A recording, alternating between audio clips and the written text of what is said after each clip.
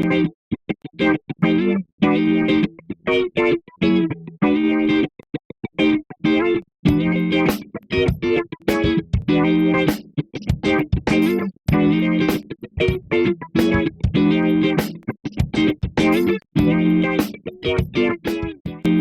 this is Rick Patterson with the Handyman Toolbox, talking to you today about how to replace hardware in a shower. Okay, the first thing you're going to need to do is to pick out the hardware that's going to be replaced. And what I've done here is, let's see if you can get a good picture of this.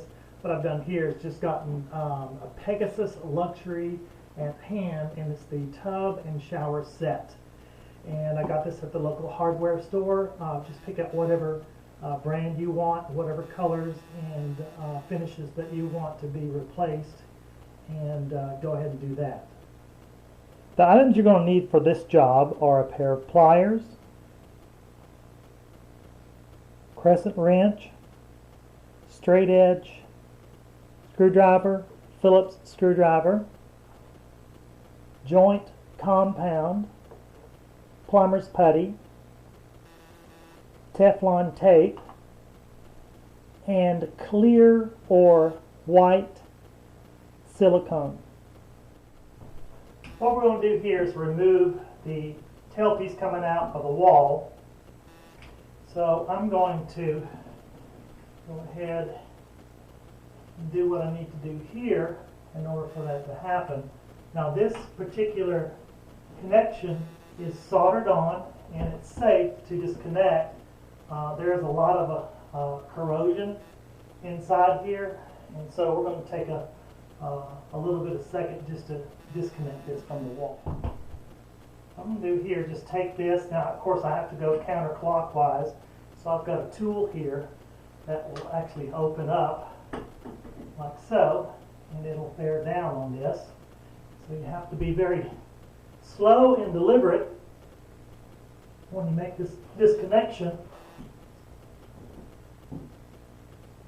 Don't force anything. So I've got that disconnected right there. And now I can just remove this by hand.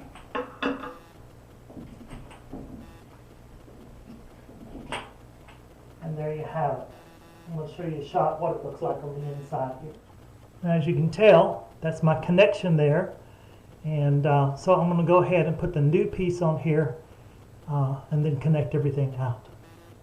Since I have taken out the whole section of the tailpipe plus the shower head, what I'm going to do is go ahead and assemble everything and then just put up the tailpiece into the wall, so I don't have to do all the work up in the air.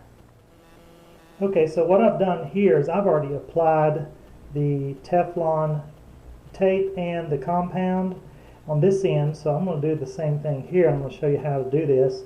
I always apply both, and what I do here is just take it like so and run it into the threads, get off any of the excess that I don't need.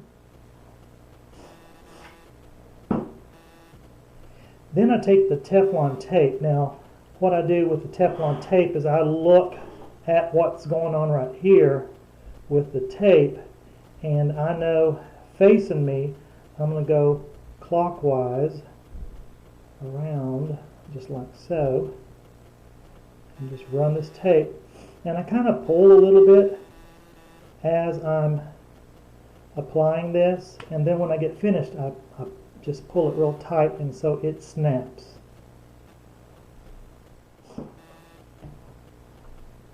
Now I'm ready to put the head on. What I've done is a good idea before you even start this to go ahead and put the flashing up against or on the unit as well. Put it at the end that's going to go in the wall.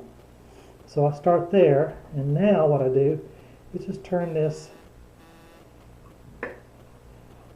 either way. I can turn both or either one, and I just keep turning until it's tight, and then just to set it I'll take a crescent wrench, open it up,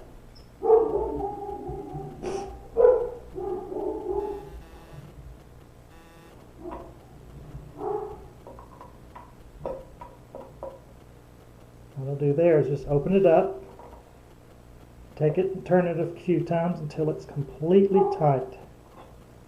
And then we're ready to go. What I did earlier was go ahead and put some joint compound inside where the threads will be received.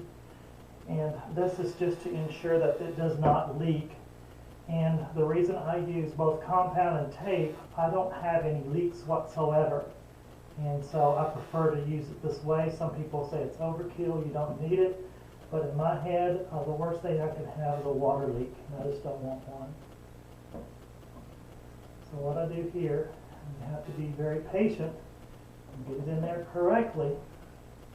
And once everything's threaded and starts, like so, I just do this by hand.